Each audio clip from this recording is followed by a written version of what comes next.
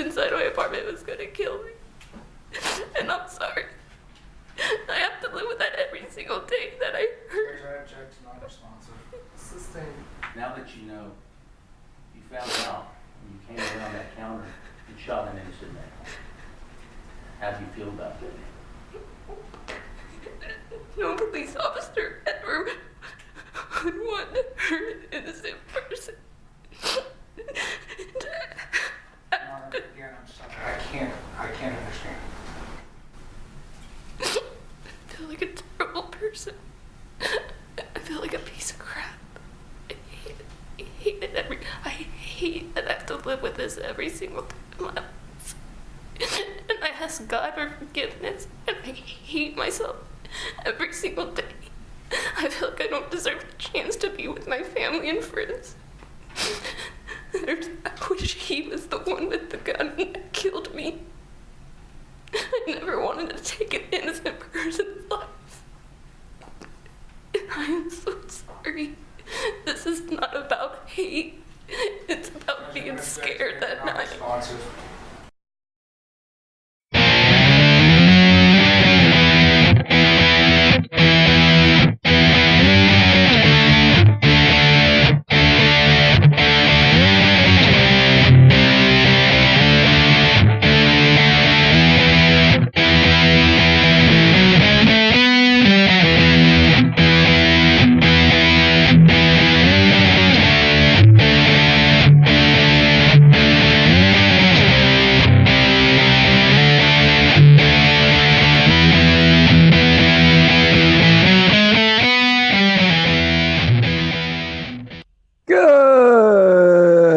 Good morning, good afternoon, or good evening, and welcome to the Vanguard for Spike. But did you watch the TrIaL, Cohen? I am Matt Wright, and together we are traversing the muddied waters of freedom. Did you watch the TrIaL? Like Did literally? you watch the Did you TrIaL? literally watch the TrIaL? Literally watch the TrIaL. Hey guys, I hope that you literally watched the TrIaL. I'm Spike Cohen. It's good to see you again.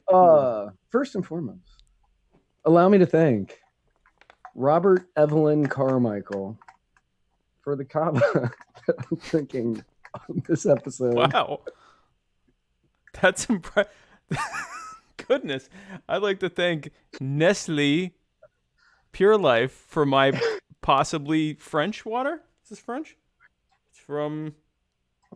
Just because it says Nestle doesn't It's mean from it's Reverse Osmosis. Like to thank that for the water. Bulavanaka. Bulavanaka.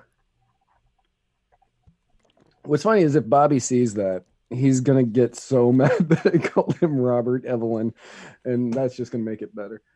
That's a fancy. I mean, hey, listen, if you're having your stuff made by a Robert Evelyn, that's pretty. It's pretty Robert classy. Evelyn Carmichael.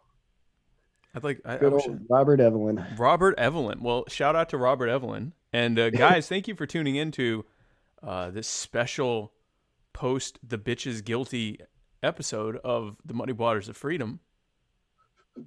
Did you watch the TrIaL? But in case you didn't watch the TrIaL, because a lot of you apparently did not watch the TrIaL. Seriously though, you obviously didn't watch the TrIaL. None of you watched the TrIaL, but wait, Matt apparently watched all of the TrIaL. All of it. He watched every inch, because that's how you measure time. That's how you measure time. Inches.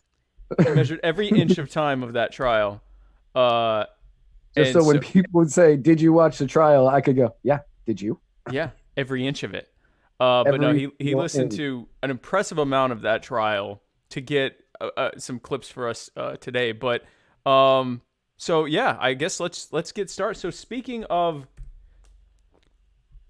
I don't know. Well, anyway, so great top of the fold news to start off for tonight is, of course, our president, who is faithfully fighting against socialism around the world. He did so today by praising Chinese communism. He congratulated President Xi and the Chinese people on the 70th anniversary of the People's Republic of China. Picture related there. That is a little girl being executed by the. I like it. Well, for our audio listeners, the tweet is surrounded. For anybody who's watching us, I hope you understand that's a little girl being executed by a communist regime. I like the guy ducking out of the way. Well, yeah. That's some pro moves right there. If you look, the two holding her, they know not only do you want to get out of the way of the bullet, but of the blast, which means they've done this before. This isn't their first. They've done this once or twice. This isn't their first roll in the hay.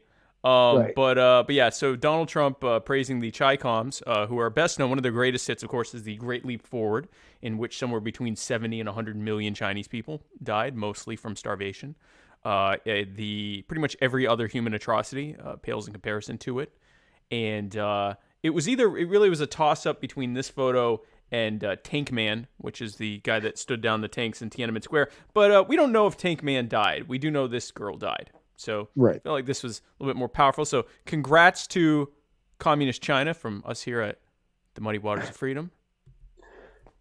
Because, if anybody deserves congratulations for making it 70 years, it's a deadly communist regime. A brutal police state regime built around the worst human suffering that we've seen in the modern era.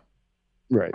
Or some of the worst we've seen in the modern era. So congrats to you guys. So yeah, I mean, that's, we got to fight socialism, Matt. We got to stop socialism unless it's in China. Unless it's in China, in which case, congrats on 70 years of brutal socialism. Here's to 70 more. Bula Vinaka, everyone.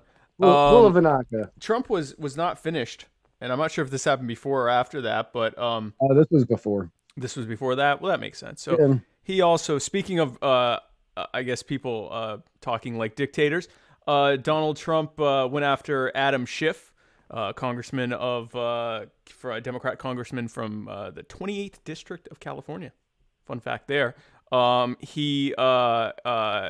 and we'll get into what he said that got Trump mad, but Trump said he had some words for Mr. Schiff. He said, Rep. Adam Schiff illegally made up a fake and terrible statement, pretended it to be mine as the most important part of my call to the Ukrainian president, and read it aloud to Congress and the American people. It bore no relationship to what I said on the call. Arrest for treason? Because that would, I mean, I don't know if Chris Reynolds, personal injury attorney Chris Reynolds, attorney at law, if he's tuned in, we'd like to know if that constitutes treason. Oh yeah, Chris. Chris is. Chris is on, but I can actually answer this because I was looking up definitions of treason earlier today that I meant to include in the notes, and then I got a phone call and stopped. But in order for it to be considered treason, it basically has to be an act of war against the country.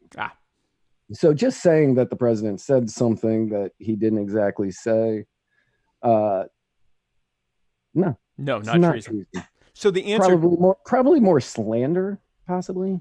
So the answer to his question, arrest for treason, would be no. Now, to be fair, Adam Schiff's statement was he got a little bit off the beaten path of what Trump actually said. This was the summary he gave that got Trump mad.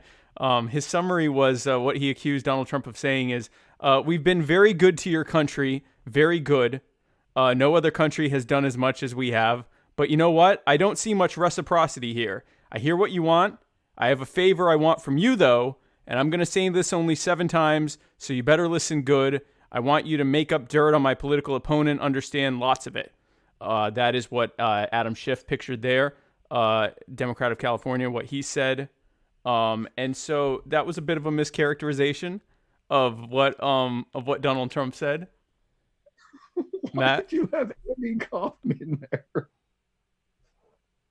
No, that's Adam Schiff. He represents the 28th District of California. He's a Democrat congressman. He's overseeing the impeachment probe in Congress. So what he said was he later said, or I guess he said during that summary, he said, this was meant to be at least part in parody. Now I know what you're thinking. This does not look like someone who would, satirize something important like that, and yet he did. Matt, that's very fair.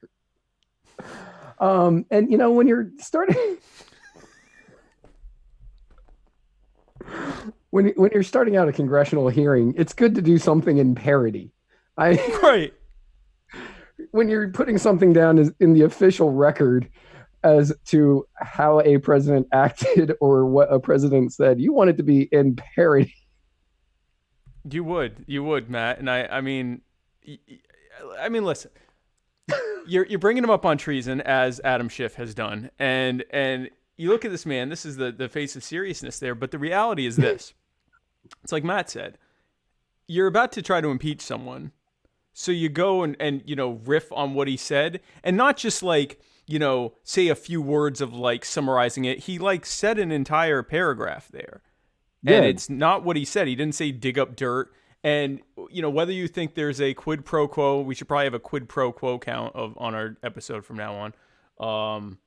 But you know, whether you think that's, you know, he was calling for a quid pro quo, he never actually said that. And it kind of gives a lack of seriousness to the whole thing. And if there's anything we here at Muddied Waters Media hate more than anything, it's not being serious about this, Matt.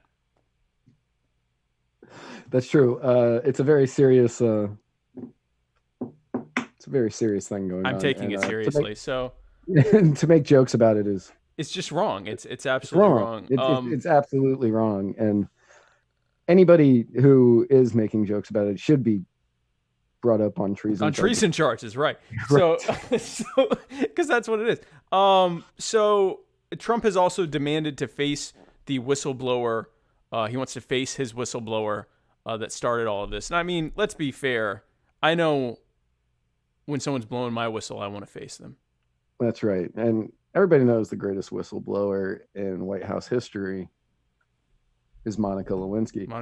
And who, as far as we know, Bill Clinton was facing her. That's true. I can't imagine she'd be a good whistleblower if he wasn't. I'm sure if I look hard enough on the internet, I can find a photo depicting her whistleblowing him, not facing facing away from him, or him facing away from her, which would probably be more likely. Right. Although I guess depending on how you're positioned, she could technically face away from him. But Trump doesn't want that. No, Trump wants to. He wants to be eye to eye with that whistleblower. He wants to see who's blowing his whistle, which is how I like it too. I want them to look. I want them to face me too. I want the eye contact. I want direct eye contact. Whenever anyone's whistle is being blown, too many people want to make it an impersonal thing, and I think that that's wrong. And frankly, I mean, let's be clear. If you're gonna blow someone's whistle without facing them, I think really you should be brought up on charges of treason. True. I think that you know, everybody's all about anonymity when it comes to blowing whistles, and Cory Booker knows a lot about that, actually. It's very sad. T-Bone, right. But you know, usually I like to know my whistleblowers. And get that one-on-one contact with the whistleblowers. Well, speaking of innuendo, Liz Warren has been zucking up a lot, huh? Hey. That's like I put that in the notes, and I didn't. Almost. It's almost like that happened. So, Matt, you actually know more about this, so I'm going to let you kind of lead off on what happened here. So back in July, there was an inter-office meeting. Just got a message from somebody saying they'd blow my whistle. Whoa. Well, I hope. Oddly enough, it was somebody whose thumb was in my mouth.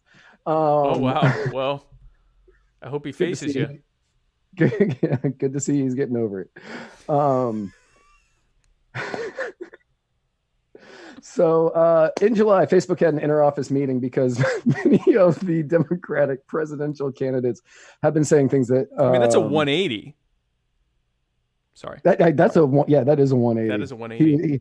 He is straight on looking me right in the eye while whistleblowing me. But a lot of the Democratic presidential candidates have been talking about breaking up large tech corporations like Google, Facebook, Amazon, And Elizabeth Warren has been one of the candidates that has been kind of leading this charge. Right. In this meeting, Zuckerberg, he had some harsh words about what they plan to do, and we actually have audio of this inter-office meeting, thanks to some good detective work by Steven, our intern. Steven, the intern, did some great work here. Good job, Steven. So here is Mark Zuckerberg, CEO and founder of Facebook, talking about how he plans to fight this. Like Elizabeth Warren, who thinks that the right answer is to break up the companies. If she gets elected president, then I would bet that we will have a legal challenge, and I would bet that we will win the legal challenge. So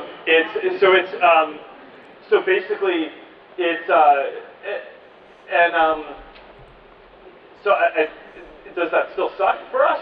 Yeah. I mean, I don't have to, have a major lawsuit against our own government. I mean, that's not like the position that you want to be in when you're, it's like we care about our country and like want to work with our government to do good things. And but look, at the end of the day, if someone's going to try to threaten something that existential, you go to the mat and you fight.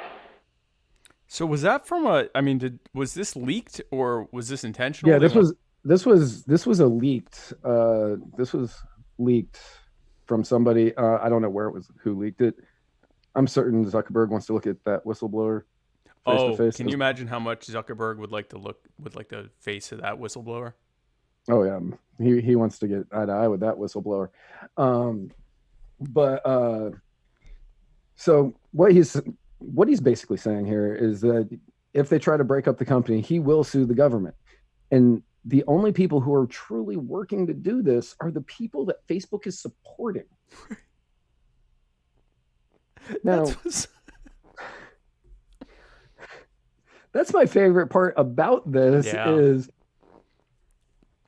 Elizabeth Warren and she's the main one. So we're just going to keep there. And since she is right now the front runner of the 2020 race, if she becomes the nominee, Facebook will be supporting the person trying to break them up and planning on suing that person later. Which begs the question, exactly how much are they really going to support her? I mean, so much of Democrats' hoped hinge on 2016 not replaying itself, where Donald Trump was basically given parity on social media to the Democrats. And I mean, there's been all this talk on social media platforms about, on all the different, the woke people running these platforms saying, we have to do more. Essentially, they won't outright say it, but basically saying, we want to make sure the Democrat wins this time. And what if the Democrat wants to break them all up? How much are they going to fight for? But Zuckerberg had more to say. He was stating that if you break up the companies, it makes election interference more possible because these big tech companies can't work together to stop interference, which basically means what we were just saying. We want to work together to make sure Donald Trump doesn't get reelected, and you're fighting us. But this is what he had to say about that. It's just that breaking up these companies, whether it's Facebook or Google or Amazon, is not actually going to solve the issues. And, it doesn't make election interference less likely. It makes it more likely because now the companies can't coordinate and work together. Work together to... Coordinate together to not interfere in elections. Not interfere. To coordinate to not interfere. In other words, to make sure a Democrat wins. Right. Yeah. So it's really interesting that you've got a company or you've got a candidate such as Liz Warren saying these things and knowing that a company such as Zuckerberg is out there doing everything they can to silence great political voices by taking away like buttons and not allowing people to like pages and hiding them in searches. Like Muddied Waters Media. Right. Like this one. And she's like, oh, well, they're silencing people like Muddied Waters Media. We need to break them up. So that'll fix it. And Zuck's going, wait a minute, I'm trying to support you and you're trying to take away half of my money. Yeah. And keep in mind, we're not Republicans. We aren't. No. The fact that we're being targeted, and we're not being targeted as bad as others. I mean, other people have had their pages completely removed. We've gotten essentially a slap on the wrist, but for nothing. We haven't actually done anything wrong. They can't tell us what we've done wrong. We have no hits against us, and yet they've taken our like button. We've got one hit. We had one hit against us. Yeah. Just the one. Which was a stupid hit. Oh, the Xbox one? The Hitler playing Xbox? Yeah, we have a hit for Hitler playing Xbox. But this happened way before all of that. We lost our like button and all of that stuff. It's just because we're not pro-Democrat. If we were pro-Democrat, we wouldn't be treated like this. Anyway, all that to say, it is fun to watch this enemy on enemy friendly fire, and may it continue well into past the election cycle. But the really big news here is that, sadly, guys, it looks like the participants, the jurors in the Amber Guyger trial, did not watch the trial. Because they and the city of Dallas at large have avoided massive riots in Dallas by finding the former cop Amber Guyger, that's the white chick on the left there, white cop Amber Guyger, guilty of the murder of Botham Jean, who was an immigrant who lived in the apartment directly above Amber and was in his home when she broke into it and killed him while he ate ice cream. And yet, this woman had the, I guess we'll say, gall? Audacity. The self-confidence to contest this and not plea down to something else. She said that... Happy New Year. What's that? Happy New Year. Oh, thank you. Shana Tova. She broke into his house, saying that she had confused it with hers, even though there were multiple visual cues that should have tipped her off that she wasn't in her house. Like, for example, the fact that the door was different and there was a welcome mat on the door and her key didn't work and the furnishings were different and pretty much it was someone else's property. Oh, and also there was a guy on the couch eating ice cream. Just completely naked, because that's what you do when you break into someone's house. Was he naked? I think so. I think they said he was naked, but he was. That is really the best way to eat ice cream. I'm not like. I mean, seriously. I respect that. It's hot, or it was hot. It's Dallas. It's Dallas. It's always hot. I'd be doing, if I lived in Texas, I'd be buck naked eating ice cream too in my home. And in Florida. Right. And so she that was her I don't even know what to, that was what she had to say, was that she was afraid. This is actually a bit of her 3 hours of testimony. 3 hours, 7 minutes. 3 hours and 7 minutes that our amazing Steven, pictured here on the left, watched pretty much all of, so that he could get some of this this primo testimony of this chick explaining why it's okay that she broke into someone else's house and killed him. Amber, when you pulled your weapon at night and you fired, why did you fire?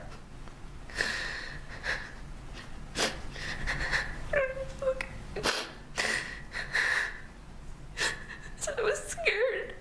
I was scared this person in the apartment was gonna hurt me. And I'm so sorry. I can't understand. I'm sorry.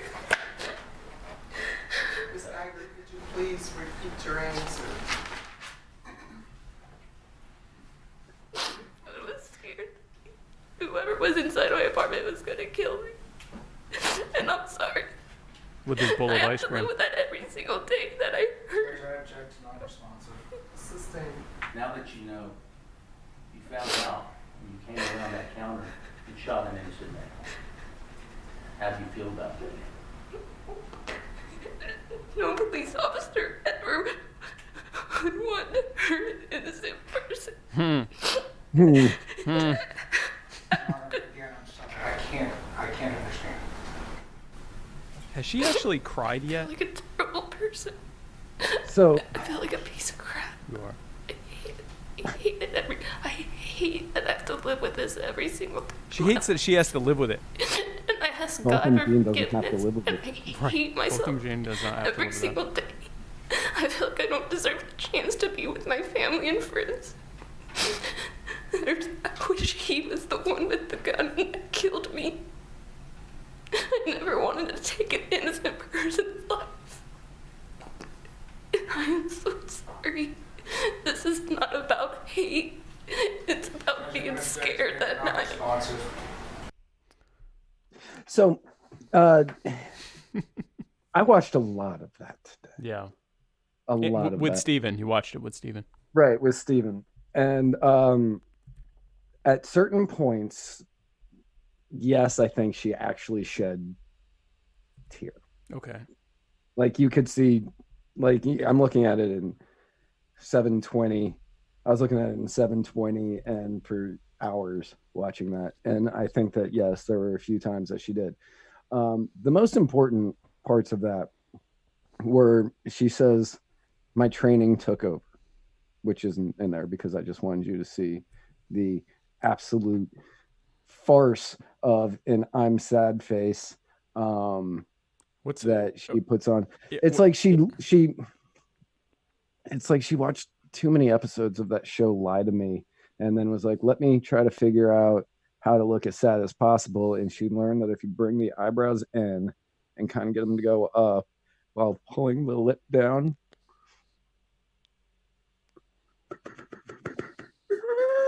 and that's all she did for like most of that. I feel like a piece of crap.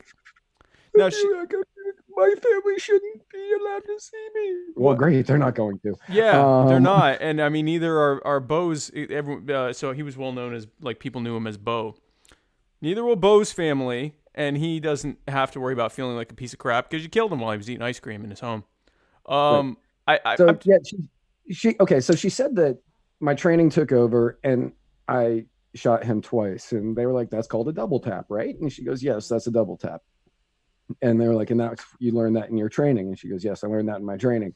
And he goes, "Okay, but you said that there were visual clues that you noticed that meant that it wasn't your apartment, like the mat was missing, and when the key didn't work." Right. And she was like, "Right, but I was really tired." And people are saying that she, it's not that she was tired, it's that she was distracted, because while she was breaking into this man's apartment, she was texting her married lover, who's also on the force, and she was worried about them getting caught or something. Now, I mean, this is one hell of a way to get caught, because after she broke into this man's apartment, pointed a gun at him, double tapped him,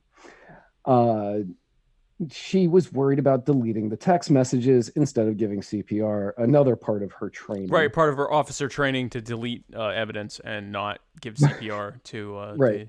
And they said, did you learn CPR? She goes, "Well, yeah, I've never performed it on a human." Still hasn't, by the way. She's like, "I'd never performed it on a human." They said, "But was it part of your training?" And she said, "Yes, it was part of my training." And she said, "What were you doing instead?" "I was on the phone giving them my location, and I couldn't give CPR because I was on the phone." And he goes, "They have speakerphone." And she goes, "Right, but there were so many things going through my mind." And they said, "Were you deleting text messages?" She, "Yeah, I was deleting text messages to my married lover." Right. And he goes, "Well, have you deleted messages from him before in the past?" And she said, "Yes." And he was like, "Why?" She goes, "Well, I feel really guilty about it." And it's like, well, then if you do, why are you lot doing of the it? things that, you're just going to keep on doing it, even though you got that guilt thing building up inside of you. Maybe stop doing it. Right. And maybe if you weren't dealing with all the guilt and being, exhausted from your hard day of fining people for idiotic things that aren't real crimes, you wouldn't have shot an innocent man in his home and then beg people to forgive you while saying that you don't deserve forgiveness. And that you wish you had died. That you wish this man had killed you instead. If you wish you had died, then just say you're guilty. Either that or sorry for this one, but just do it. Right. Anyway, this so she was found guilty. Now, not to be fair, not all of our followers are happy with the outcome. They They were not pleased. They think that we were piling on her because she's a police officer, and they thought that we were not being fair and that maybe we hadn't seen the trial. Matt, and I guess that's, I mean, you did see the trial. I saw the trial. I watched pretty much all of that trial just so when somebody says, "Did you see the trial?" I can, yeah, did you? Yeah, I did. Did you see the trial? All of the trial? Yeah, because I watched pretty much all of it. Yeah. And yeah, no, she did it. I don't care what excuses she has. Yep. Something And else. the way that and people are like, well, it should be manslaughter, not murder, whatever, blah, blah. Right. The way that Texas law is written, it's murder. Yeah.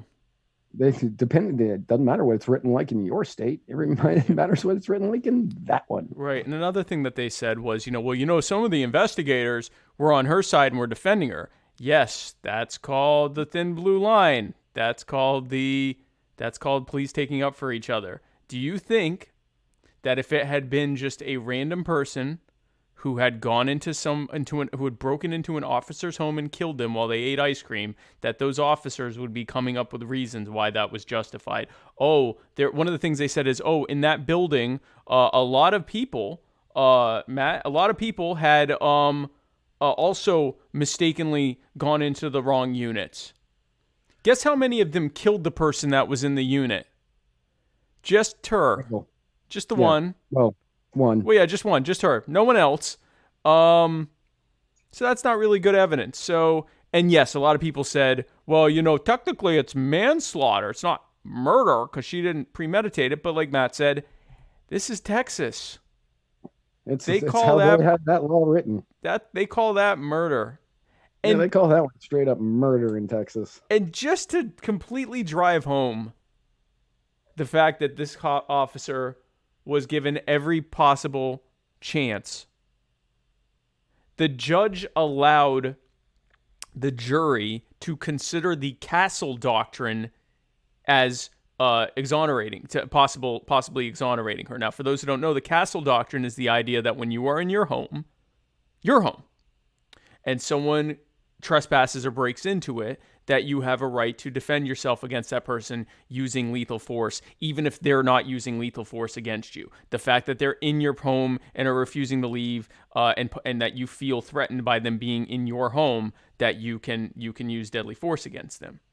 In your home, going back to the self-confidence we were talking about, it takes a high level of self-confidence to go, well, because I thought I was in my house, even though I have no proof of that, I want to evoke Castle Doctrine. Matt, you can imagine the pandemonium that would happen if any person that committed murder could say, I swore I thought I was in my house. This was totally Castle Doctrine, Your Honor. Totally killed that hooker by the lake. I thought I was at my house. I know, thanks to personal injury attorney Chris Reynolds, attorney at law, there have been multiple cases here in Florida recently where somebody, what do they call it? Where they broke into homes that they used to live in. Okay.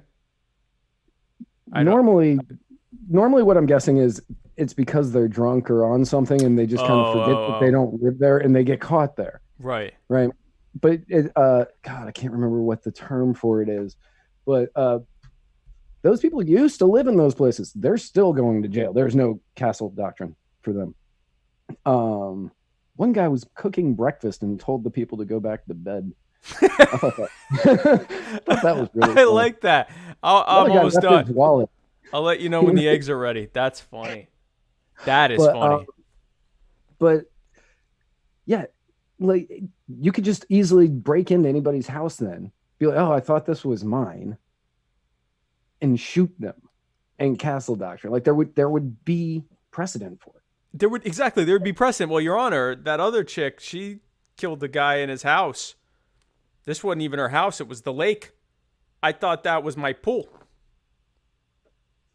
I'm like, why is this hooker at my pool? Right. So, I mean, a lot of stuff could happen here. Or even just the idea that you can get off of murder charges because you didn't mean to. the pandemonium that would happen as a result of anyone going, well, Your Honor, I didn't mean it. I didn't mean to. I didn't mean to kill the guy. I freaking I fired the gun. I definitely aimed the gun at him, and I definitely pulled the trigger twice. I totally double tapped that hooker, but I didn't mean to kill her. But I did not mean to kill her. Every day I live with this regret, and that should be punishment enough, Your Honor. I feel like a piece of crap. As God is my witness, I thought hookers were more resilient than that. There's a lot of bad things that could happen as a result of this. So this is, I'm an anarchist. I don't know, what are we in, 30, 35 minutes in? But if we're going to have, whether it's a statist society or a stateless society, there has to be a level of justice for something like murder. Yeah. And go ahead. What Jenny Rand Anthony says, her actions after the fact is what makes it murder. And I would agree with it. If she had just gone, she just went in and she did that, she did everything wrong after that. She didn't try to give him CPR. She started deleting text messages so she wouldn't get caught for her affair.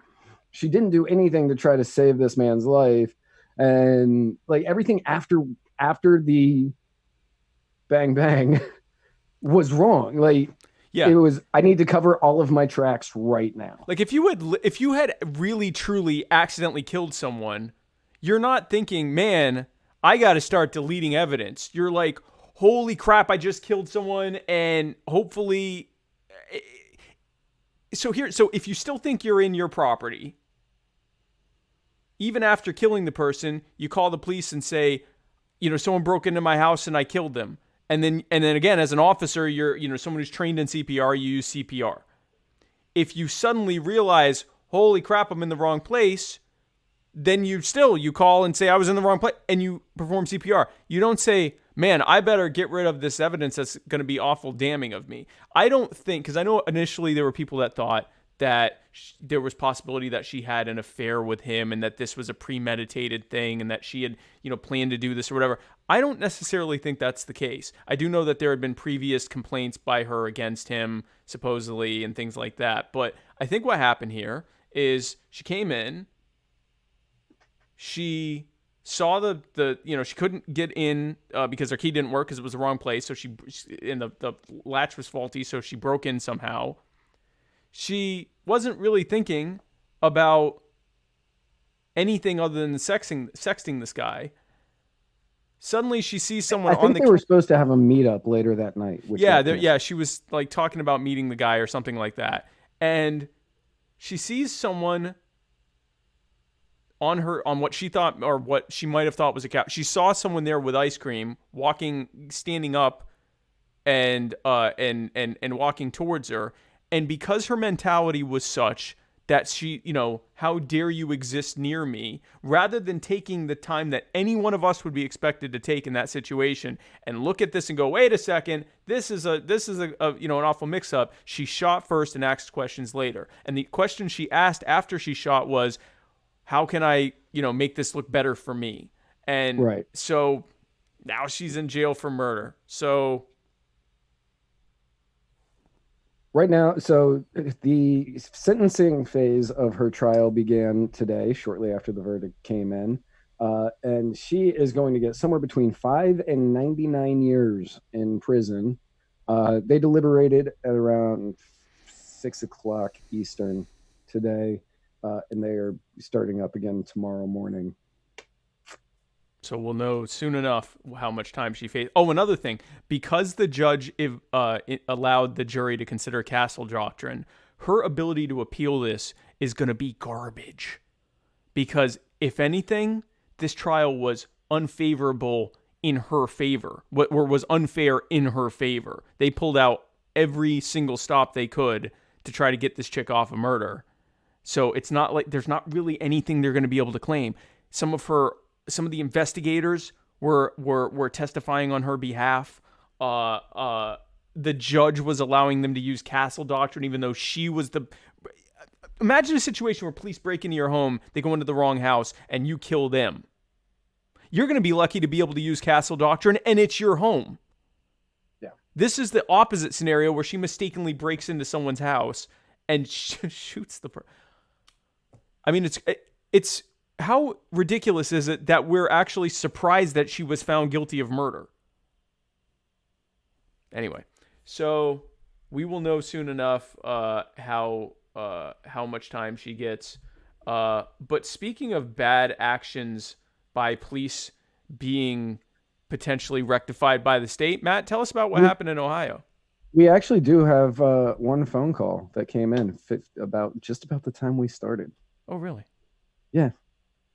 Wow. I got the notification literally as we were starting.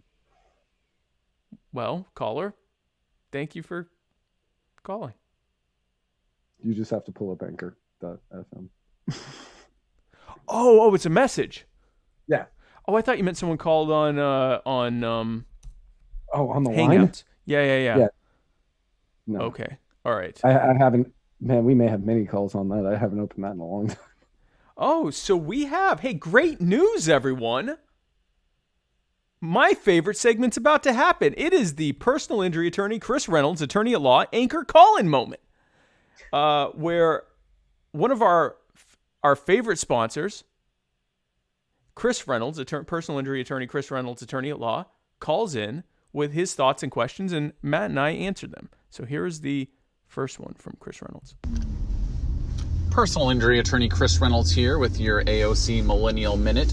So as we go along and we seem to be getting more and more confidence and support for impeachment proceedings, I went back and kind of looked through the Nixon impeachment, and a couple things that I noted most importantly. One, that the Nixon's party was split to begin with on impeachment, on whether or not he should be impeached, and I don't see that with Trump. And two, Nixon didn't control both houses of Congress, so that one was always going to be a lot different than what we have now. So I'd love your guys' thoughts on our current status of the impeachment. So this actually that's a great question, Chris, and this actually speaks to the level of hyperpartisanship and how it's grown over time.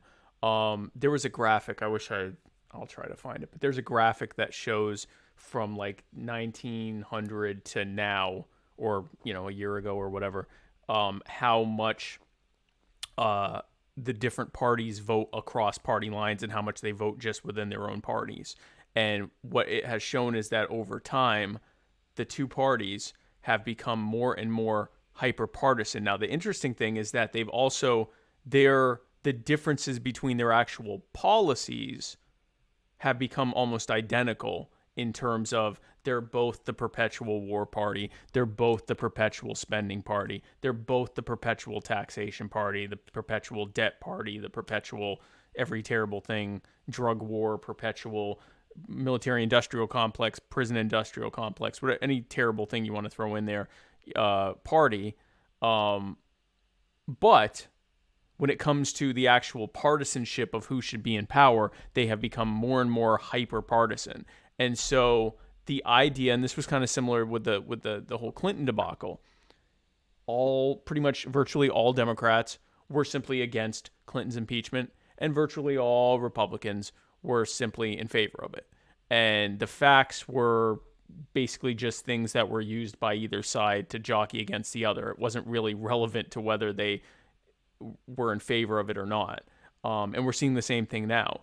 Our position on whether or not this is impeachable is, because anything's impeachable. It says high crimes and misdemeanors in the Constitution. So if there's anything that either side decides is a high crime or misdemeanor, they can impeach them and they can remove them. That's how the rules are written. It's not set up the same as like a jury trial where they have very strict definitions of how they have to proceed to things. If they decide that the president has done something deserving of impeachment, they can impeach him. And if the Senate, if the 2/3 of the Senate decides that he's done something, that the president's done something worthy of removal, they can remove him. And that's how it works. It's never actually happened, although with Nixon it probably was going to happen. Yeah, that he would have been the first. Yeah, he would have been the first, which is why he resigned. But it's just, I mean, Matt, it's just how partisan they are, right? Or do you think differently on that? No, it is. I was actually reading an article on this earlier today by W. James and Antle III in the American Conservative. Is that the guy who made your kava? No, that was Robert Evelyn Carmichael. I'm sorry, Robert Evelyn Carmichael. Sorry. Right, Robert Evelyn Carmichael, not W. James Antle III. Fair enough. Sorry. Although Robert Evelyn Carmichael is Robert Evelyn Carmichael III, oddly enough.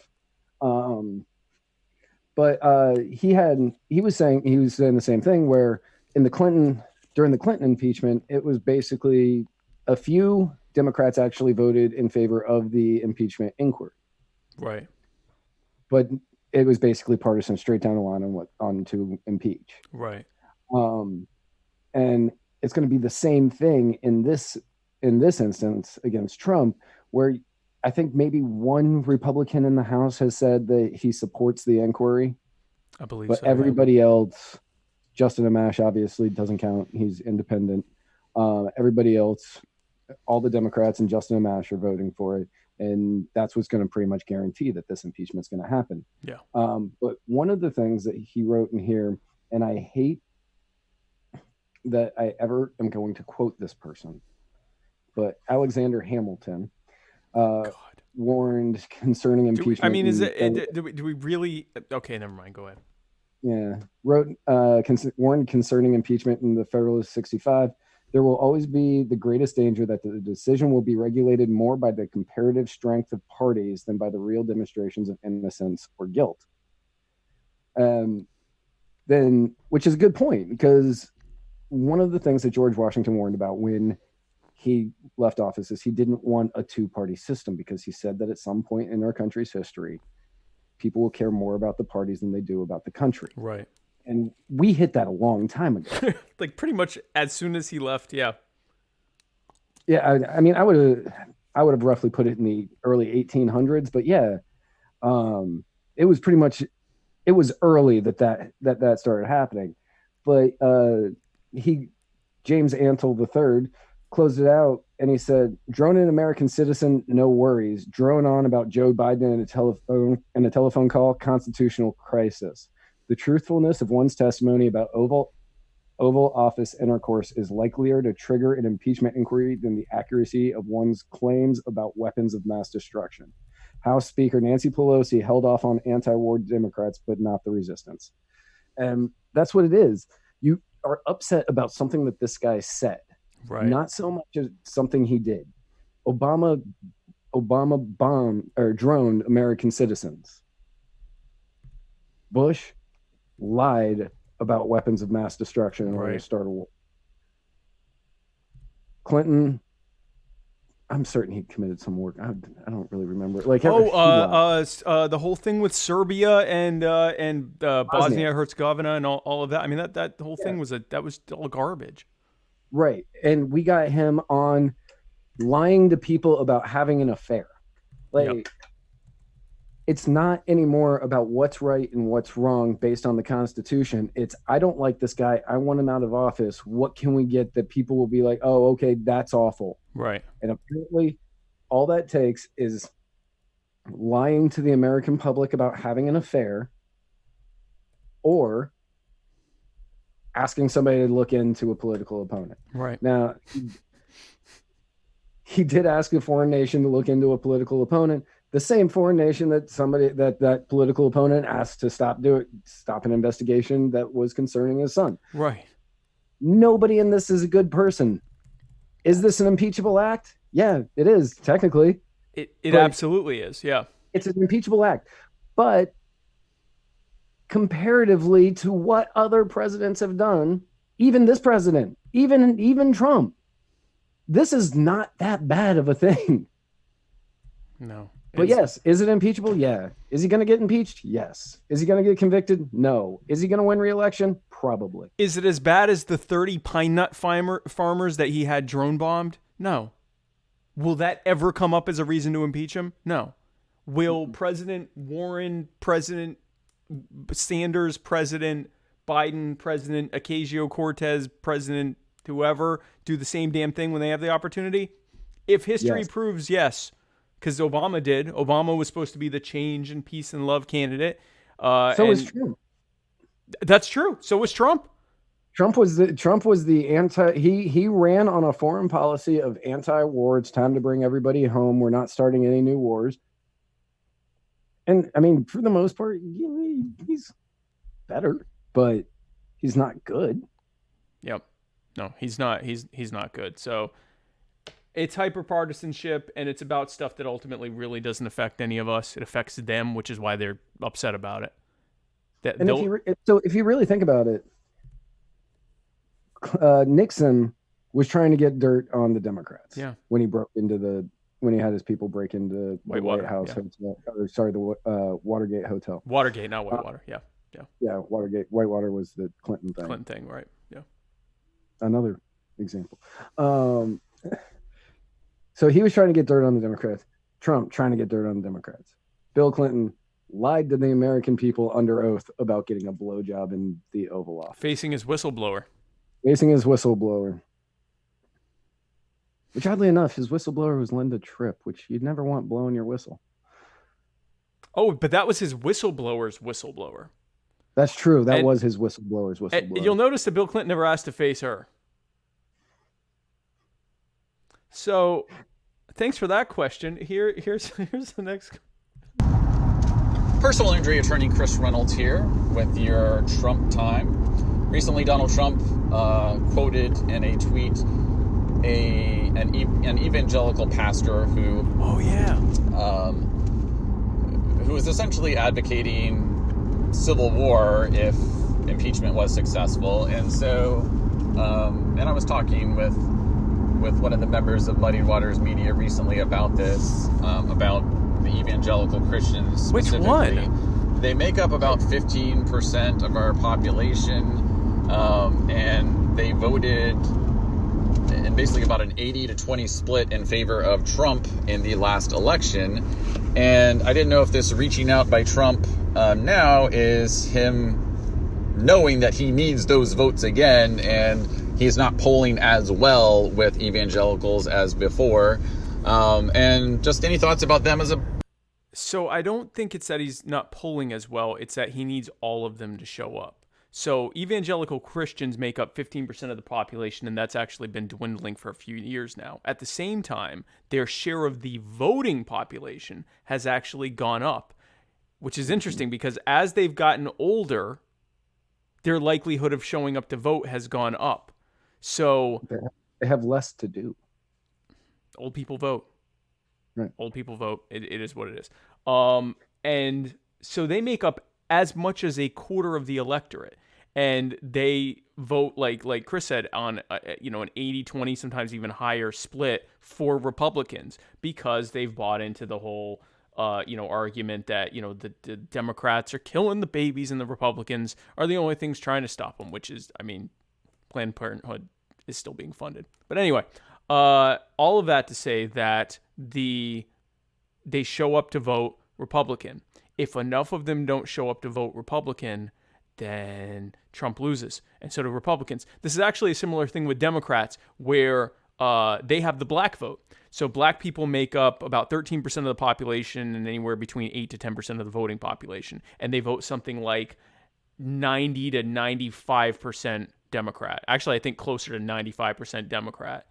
If they were to lose not just a share of that vote, but if even the amount of black people who came out to vote went down enough, Democrats couldn't win any statewide election, much less a federal one, a nationwide one like a presidential race. And so they have to whip up constantly the black vote against Republicans. So now Trump has now quoted someone basically calling for a civil war, which I've read some people can say or threatening that a civil war could happen. Okay, so what he said, because I have it pulled up here. Yeah, thank you. Because luckily it was in my text messages from personal injury attorney Chris Reynolds. He does some of the best show prep for me. He is our Steven, except I have nothing negative to say about him. Yeah, I got zero negative to say about him. What Pastor Robert Jeffrey said on Fox News was, and the Democrats don't care if they burn down and destroy this nation in the process. I have seen the evangelical Christians more angry over any issue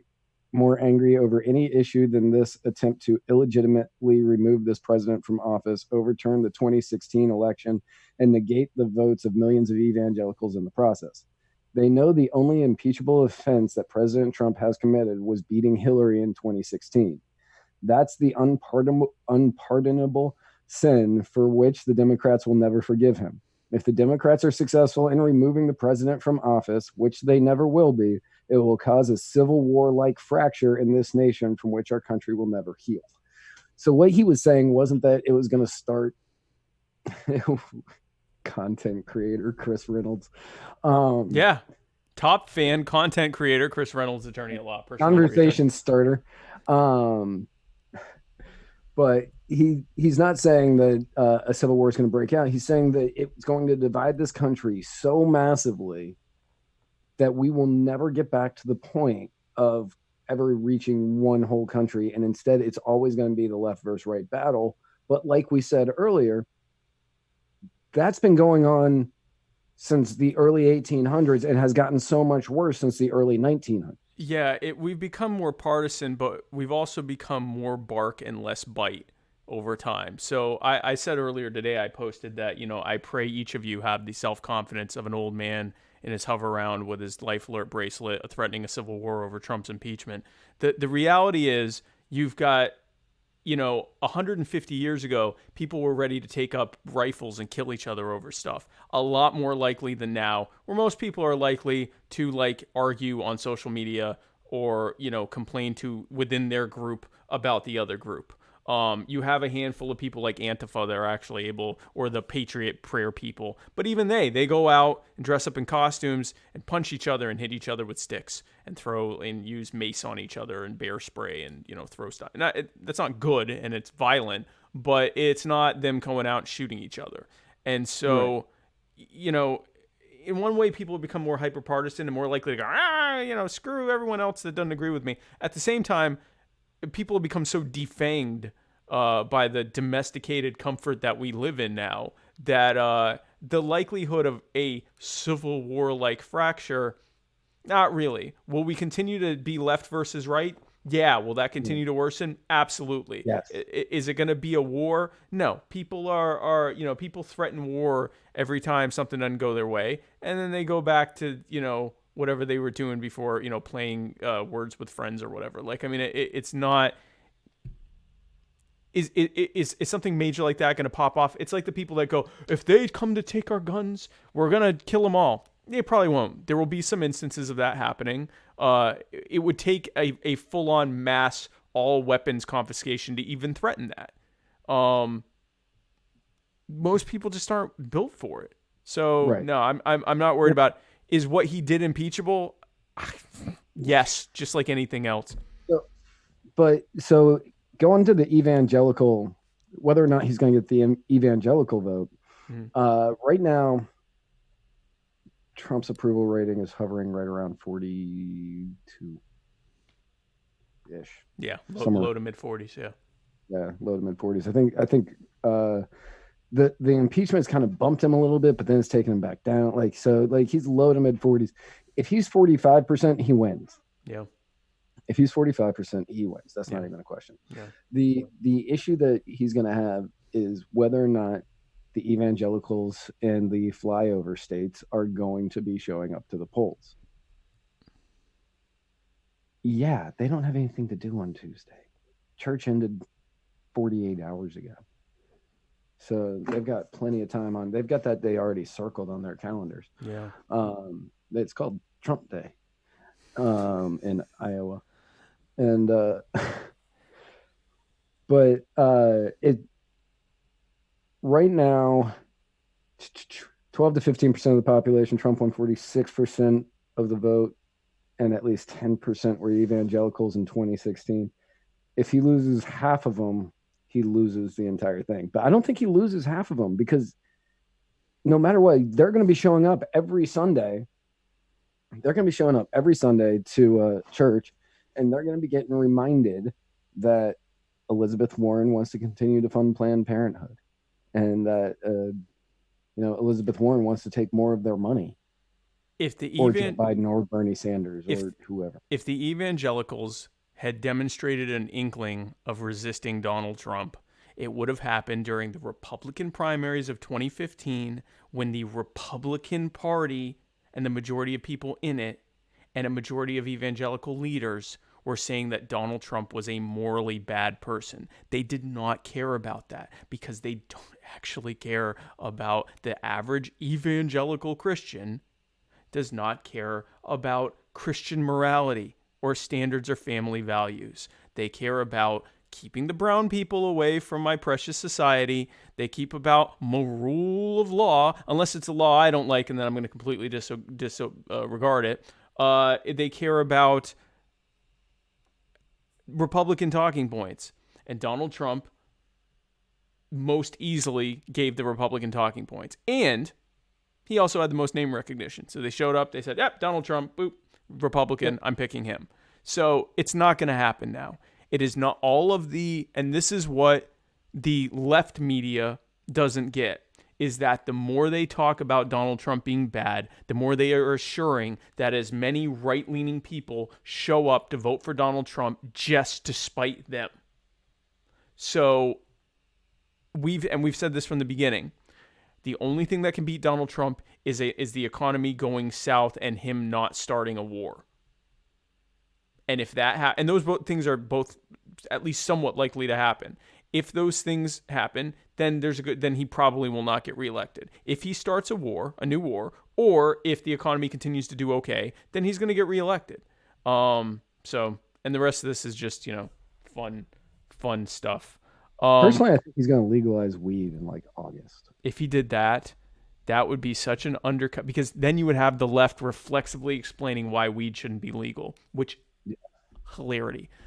Something I want to bring up. I honestly think he's going to do that in like late August, early September of next year. That would be such a He's just going to take it off the federal ban list. Like states can do whatever they want, but it won't be federally banned. That would be such a gut punch. Any libertarian, by the way, who wanted to justify voting for Trump, they just got their wish in spades.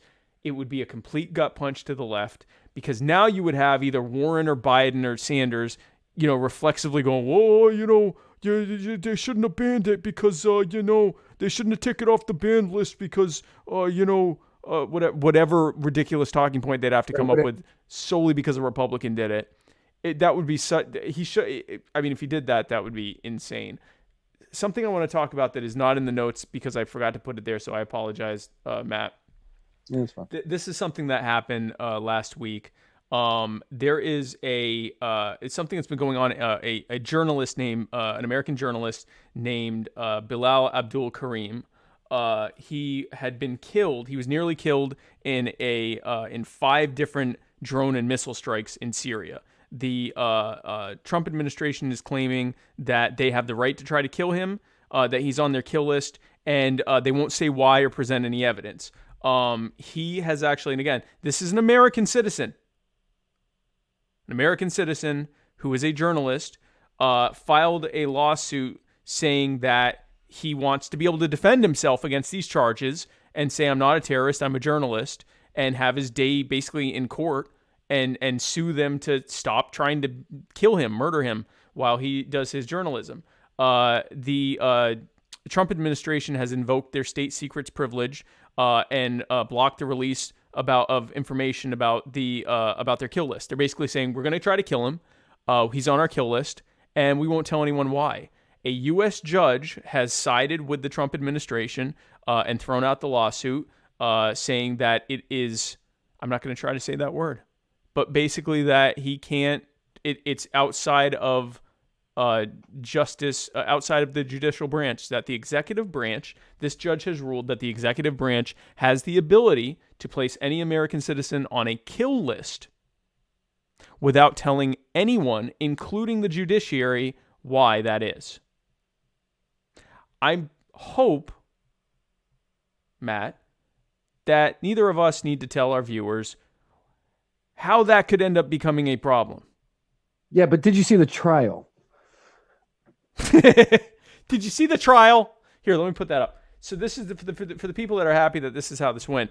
These are the people that are very happy that Mr. Kareem is basically gonna die. I mean, he's going to be killed. He is again a U.S. citizen. He is again a journalist. He has again gone to court saying, "Hey, please stop trying to kill me. I'm not a terrorist." And the government has said, no, we're definitely going to kill you. Abdul Karim's attorney, Tara Plichaki, let me take this off, said, for the first time ever, a U.S. federal court ruled that the government may kill one of its citizens without providing him with the information necessary to prove that he is being wrongfully targeted and does not deserve to die. So he's not being allowed a day in trial. He's not being provided any kind of evidence that he can try to, that his defense can try to. I mean, this is the slippery slope. This is the U.S. government doesn't like you. They just put you on a kill list. They tell everyone you're a terrorist. And most of these schmucks right here simply agree because the government said you're a terrorist. You never have any opportunity to defend yourself against these schmucks here. And eventually they kill you. And they don't have to tell anyone why. And the case gets closed. And no one ever investigates it. That is something someone should get impeached over. But they won't, because the Democrats want to be able to do this too.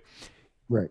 For the Republicans that are reflexively defending this because it's Donald Trump and those, Muslim terrorists and whatever, imagine if President Warren has the power to decide who can be put on a kill list and killed without any trial or even any reason stated, not just to the public, but even to a judge.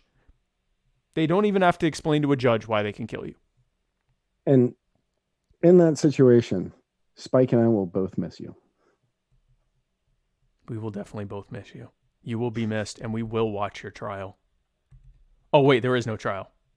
Right. We will watch. I was talking about we'd be the ones taken. Oh, well, I don't know.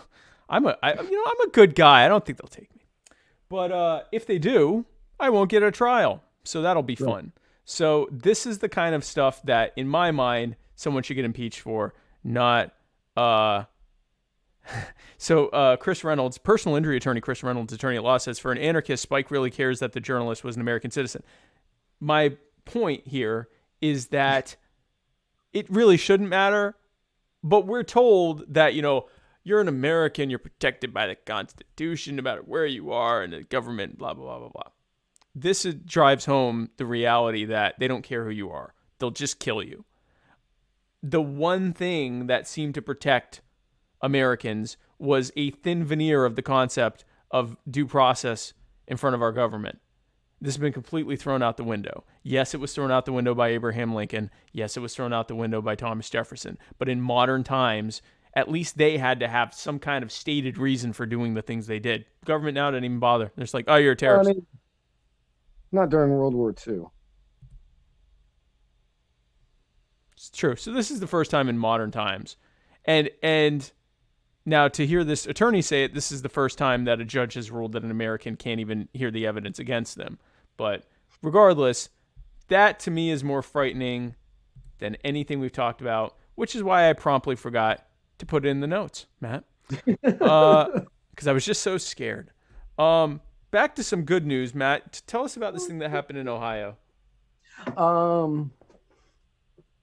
So a couple of weeks ago, on the writer's block, I had Axel David on, and he is a red light camera traffic trip. He deals a lot with traffic issues, and he fights massively against red light cameras. And when I was spending some time with him on Saturday, drinking some of the delicious mud water that we drink together regularly, he asked me if I had heard about what Ohio had done with red light cameras. And I was a little terrified, but then remembered I don't live in Ohio, and I wasn't actually all that worried about it. Right. And then he told me what Ohio had done. And Ohio has been trying to ban red light cameras for quite some time, Okay. but they've never really been able to do it. The localities kept saying, no, that's our right to put them here. Right. This isn't about raising money. This is about public safety. And so Ohio said, okay, this is what we're going to do. We are going to pass a law where if a city is using red light cameras and they gain money from the red light cameras, they lose state funding equivalent to what they get in red light camera revenue. Oh, wow. So if a city gets $1 million a year from the state, we're just going to make up numbers here, gets $1 million a year from the state, and they get $500,000 in red light camera revenue, the state only owes them $500,000. So cities are now saying that this is unfair and they need that money, and they've been having to fire police staff. Oh, no. Which, if it's about public safety and not about money, you shouldn't have to worry about police staff. Also, you now have these cameras doing the job of the police. So you can to raise the money. Perfect. So you can fire the police staff. Perfect. Who needs cops? By the way, whenever I hear about the hardships facing the people that enforce our police state, I get out my tiniest keyboard so I can press the little F on it. This is actually kind of a genius way of dealing with this. It really is. Florida's been trying to do it for years, and it never gets out of committee. This is the whole appeal that the police have tried to use with red light cameras is it keeps us safe from those red light runners. It keeps us safe. It's making us safer. Well, if that's the case, they haven't been penalized for doing this. The state has simply said, whatever money you make from it, you won't get from the state. It will be revenue neutral. You do not look like the type of guy that says penalized. Penalized. Penalized. By your whistleblower. Right. I know when my whistleblower penalizes me, or I guess technically I'm penalizing my whistleblower. Whichever way that goes, when the penalization happens between me and the whistleblower, I want to be looking eye to eye with said whistleblower. But this is smart because they go, this is okay. So what they say is, all right, great. So this is going to be revenue neutral. You're not going to make any additional money, and you'll still get to, keep everyone safe. And then the cities go, no, we need the money, or else we're going to have to fire cops. To which people go, well, you're replacing the cops with cameras, so great. That saves even more money.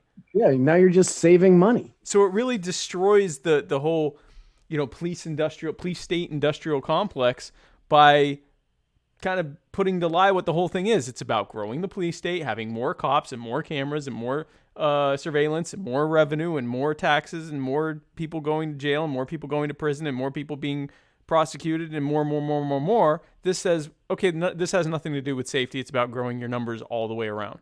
Right. So that's actually a really smart way of doing it. It is. And I was reading an article earlier today on, I think I found it on the Drudge Report, but that smart cities are essentially all they are becoming massive police states, which we'll be talking about that next, actually. Yeah. But that's what red light cameras are the beginning of. They are just massive police states. And when you have a state, and I can't believe I'm about to give Ohio any sort of props, but when you have a state like Ohio going, okay, you guys want to do this? You want to do this in your cities? Whatever revenue you raise from that, you do not get from us, forcing them to have to fend for themselves without the help of the state. That is that's beautiful that leaders are going, okay, look, if you guys are going to do this, if you are going to impede on the rights of people, if you're going to impede, I don't know why their reasoning behind it. I didn't go that deep into it. I just really like the fact that you did it. But if you are going to if you are going to try to trap people and put them into more dangerous situations because red light cameras cause more accidents. Right. People mess with the yellows, making them shorter in order to raise more money, all that kind of stuff. Yep. Causing more accidents, causing more issues. You have a state that said, no, we're not going to deal with that anymore. Don't do that. And they're like, oh, it's for public safety. And they go, okay, great. Well, if it's for public safety, you don't need this money. You have somebody actually standing up to that mindset, and that is wonderful. Yeah. I mean, whatever it takes them for whatever reason they had for it, it's a net good that, because again, this doesn't even punish them. It just says, all right, you're not getting any more money. You're not going to make any more money from it. And they're panicking like, oh, we got to make money from it. Oh, I thought this was about safety. It's genius. And the fact that they were able to do this shows they could do it with more things. You could have more things of saying, okay, you're doing this, but saying it's not for revenue. Okay, great. Any money you make from it, you don't get from the state. Mm-hmm. And see, how much this stuff still pans out. So going now to end the show on an example of what can happen when you don't rein in stuff like cameras and police states. In Hong Kong, a protester was shot in the chest an interesting thing. Before this happened, the Chinese government threatened that Hong Kong protesters were going to be violent during the Grand National Day celebrations that Donald Trump alluded to in his celebration of communism earlier in the show. And so during that thing that Trump was super happy about right there, in fact, this is kind of a depiction of what happened, so I'll just leave that up for a second. So that's actually really close. A protester was shot in the chest in Hong Kong, the financial hub of China, which is why they even tolerate any of this. And a police officer was shooting a protester at close range. The student is now was in critical condition after debris from the bullet was said to be lodged an inch from his heart. So this is the other side of what can happen if you don't rein in government. Yeah, I couldn't find a video that I could rip of this. But the police officer, there was a group of protesters, and the police officer was being attacked by one of them, and the guy had a baton. The police officer also had a baton. He pulls out a gun, and he shoots the kid in the chest. The British Foreign Secretary, Dominic Raab, called the use of live ammunition by the police disproportionate in this. There was another instance where another cop was filmed yelling at random onlookers, threatening to throw Molotov cocktails at the protesters. Well, in something very similar to some other stories we've talked about this evening, the police spokesman said that the officer absolutely had to shoot the 18-year-old to save his own life. That's right. He would have absolutely been batoned to death if he hadn't shot him. Not used his own baton, but shot him. Right. No doubt, if an officer had used a baton against one of the protesters and the protester shot the officer, that exact same spokesperson would absolutely be defending what the protester did. Absolutely. Right. They did ban all protests for the National Day celebrations, and roughly 100,000 people marched in defiance of that ban. So good on the people of Hong Kong. Oh yeah, no. This even with Carrie Lam getting rid of the extradition law, this isn't going away now. Like this is getting bigger. It's just getting bigger and bigger. It will be very interesting to see how this plays out, especially where the U.S. government has a history of exploiting tensions in countries with their geopolitical opponents. It will be interesting to see if this continues or if it's already happening, especially where, Trump has some issues with the Chinese government.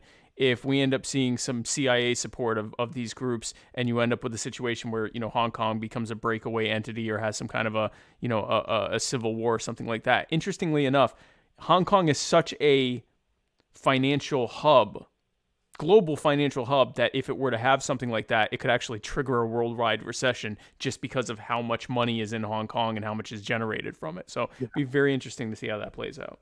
Right. And if Donald Trump has some sort of CIA missions planned, it's really ironic that he was congratulating them on their 70th anniversary of being communist.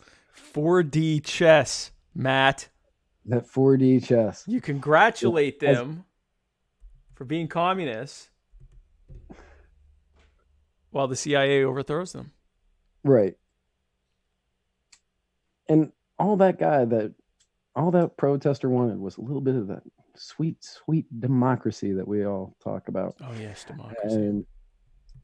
And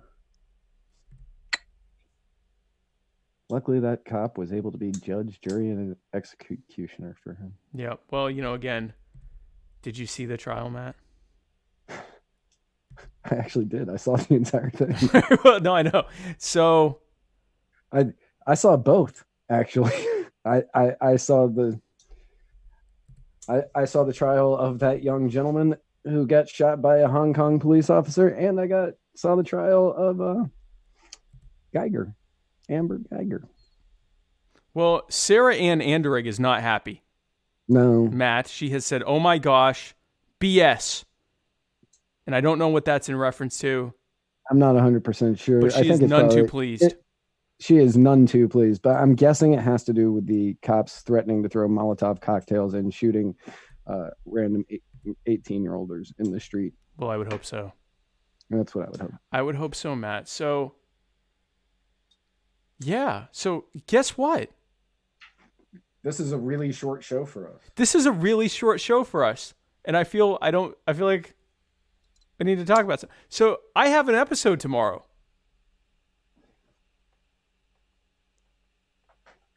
Who's your episode with? Hey, thanks for asking. So, on My Fellow Americans, tomorrow, Wednesday night, October 2nd, 9 p.m., my guest is none other than Marcus Matthews. Marcus Matthews? Marcus Matthews, the host of... The other black guy who likes guns? Yes, the other black guy who likes guns show is the name of his show. Marcus Matthews is my guest, and we're going to be talking about presumably gun stuff. Presumably, I would say. Imagine. I would imagine that's the other black guy who likes guns. I mean, I would think so. That's what we would be talking about, and so we're gonna be talking about guns. We're gonna be talking about. I think he's an anarchist, so I think we're gonna be talking about that. Gonna be letting him weigh in on his thoughts about. When he says he likes guns, is he talking about like his biceps there? Because good God, that dude lifts. Oh, he lifts. He lifts. He likes all the guns. He doesn't just like the firearms. He's brought the gun show. He found the gun show loophole, and he's exploiting it. So yeah, no, his show, for those who haven't watched it, his show is hilarious, and I really look forward to having him on. I think he's a really cool guy. So we're doing that. And Jason still cares a lot about his family, so he's gone for a little while. But then be sure to keep him in your prayers, him and his family, because he likes them.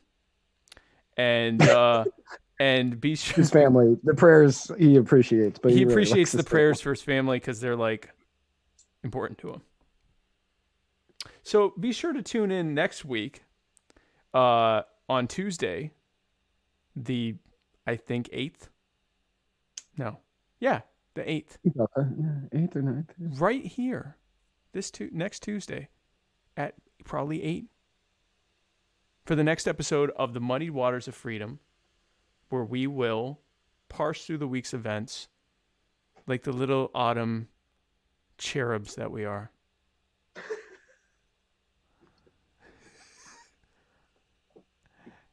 So, Matt.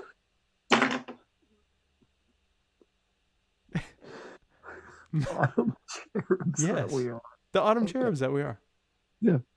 So, Matt, if someone were to go on the internet and look for us, what would happen? Less and less recently. But you can find us. You can find us on Facebook at facebook.com/muddiedwatersmedia. You can find us on Instagram at muddiedwatersmedia. You can find us on Twitter at muddied_waters. You can find us on Float at flote.app/muddiedwatersmedia. You can find us on YouTube at youtube.com/muddiedwatersmedia. And you can find this and every other episode of Muddied Waters Media at, you guessed it, muddiedwatersmedia.com. And guys, also the Float app just came out. So you no longer have to just go to float.app. If you go to the Float Facebook page or Float on I think it's just on Android right now. You're on Google Play and look for Float, FLOTE. You can download the Float app. Start following us there. Our video is way better there. We will have special episodes there with copyrighted content like debates and stuff that will get us kicked off of YouTube and Facebook. Demageddon 3 is going to be happening 3. Exclusively on Float. Demageddon 3 will absolutely be on Float and absolutely not be on the other platforms because we don't want to get kicked off the other platforms. But right. Float is so much better. We can put it on all the other platforms after the fact, though. Oh, okay. That's what I've been told. And multiple times by I me. know, by you, and I'm sure. Sure. And if worse comes to worse, we'll be on Float. If worse comes to worse, you will find us only on Float. And like Reddit maybe. And like you can text me. You can text us. Hopefully I won't lose my AT&T account. Yeah, you can text Spike, but he might not reply. I'm also on that Saraha app where you can anonymously talk to me. That thing, the Arab thing, and then you can email me at spike@spikecohen.com. That may be how you have to reach me. You can WhatsApp him. You can WhatsApp me if you know my number. Definitely not giving it to you. But you can email me and check me out in Florence in November if I get kicked off of everything else. So guys, thanks again for tuning in, but for this short but sweet episode, as Dave Hunter put it, of the Muddy Waters of Freedom. It's sad that an hour and a half is short, but here we are. So it's like an hour shorter than what we've been doing recently. Well, but this is really actually what we should be doing. So guys, thanks again, and tune in next week. Actually, tune in tomorrow. Sorry, Dave Hunter, I apologize. Anchor.fm. You can find us at anchor.fm/muddiedwaters. Yes. Where you can leave us messages that we will play on the air and answer your questions. Yes, like the Chris You can Reynolds. also donate money. Yes, like Chris Reynolds. To make sure that we can continue to give you this high quality content that you have come to love. How would you like to have your picture right there with your name on it? You just have to sponsor more. You just have to sponsor us. Chris Reynolds attorney. Well, no, I mean, we'll do Chris's too. I'll do 15 of these things. I'll do so many of these. This will just be the whole show. It'll just be filtering between people's faces that give us money. That is my solemn promise to you, America. So, guys, thanks again for tuning in. Be sure to tune in Wednesday, tomorrow, for this.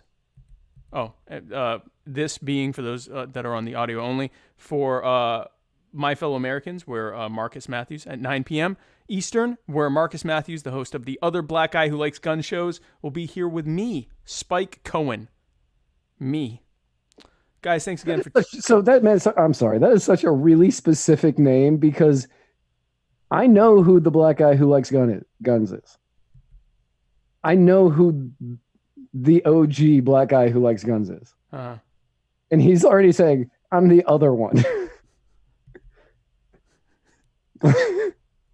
It's genius marketing. I know Maj is the black guy that likes guns, and he's like, well, I'm the other one. I'm not him. I'm the other one.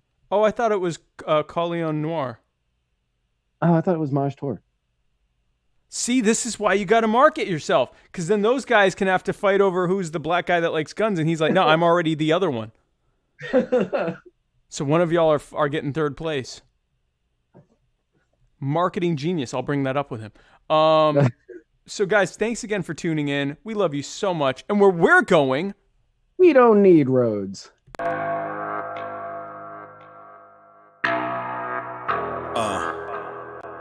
Mic check, yo. We still here? Still going strong, yeah? Are you down with Zuby? Yeah. I will not go pop, I will not go soft. When I say no means no. This is true hip hop, I do not flip flop. When I say flow mean flow. This is perseverance. This is perseverance. This is perseverance. This is perseverance. I will not go pop, I will not go soft. When I say no means no. This is true hip hop, I do not flip flop. When I say flow mean flow. This is perseverance. This is perseverance. This is perseverance. This is perseverance.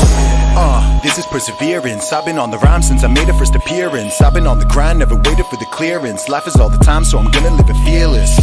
Yeah, and people gonna hear this. Made a little name with a vision and coherence. Never been a lame, now I'm closer to a genius. Knowledge in my brain, chalk it up to the experience. Still I'm not rich, but at least I ain't broke. Never sell dreams, cause I'd rather sell hope. People so lost in the mirrors and the smoke, think I'd be a realer bloke if I said I sold dope.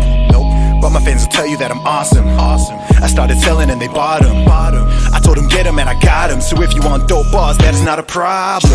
It's time to put the needles on the wax. Rock hard like I got the Beatles in the back.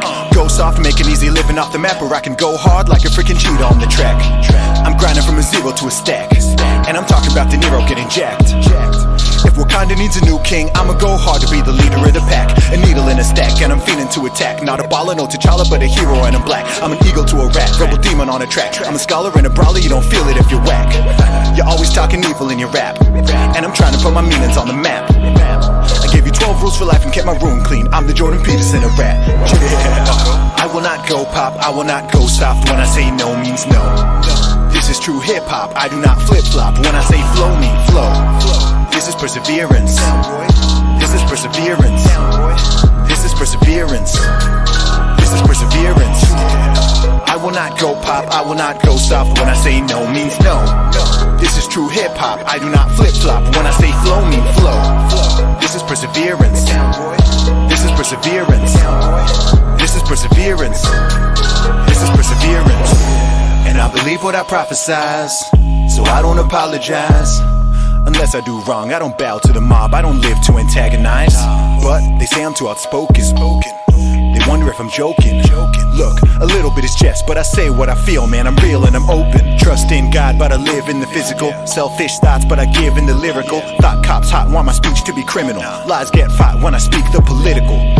I am not left wing, I am not right wing. I just know all these things I know. Yeah, you cannot label me, you can't put shame on me. When I say go means go. Fresh, I step into the premises, kick dope rhymes and they love how I'm expressing it. Hop online and reply to all the messages. Gotta spend time, man, I'm grateful that you cherish it. Don't talk crap, no, I'd rather be irrelevant. Can't play dumb, people know that I'm intelligent. See me up late night, big beard, Letterman. 12 years deep now, I'm flowing like a veteran. Dudes show love, now I'm moving up in eminence. Girls show love cause they're feeling all the pleasantness. Got huge dreams, I can never be a pessimist. Too much love, I can never be a feminist. Girl, stop looking all incredulous. I am not a bad man, I am not your nemesis. Always had a mega drive, take it back to Genesis. Worked so hard, time to reap a couple benefits. Yeah, I will not go pop, I will not go soft. When I say no means no. This is true hip hop, I do not flip flop. When I say flow mean flow. This is perseverance. This is perseverance. This is perseverance. This is perseverance. I will not go pop, I will not go soft. When I say no means no. This is true hip hop, I do not flip flop. When I say flow mean flow. This is perseverance. This is perseverance. This is perseverance.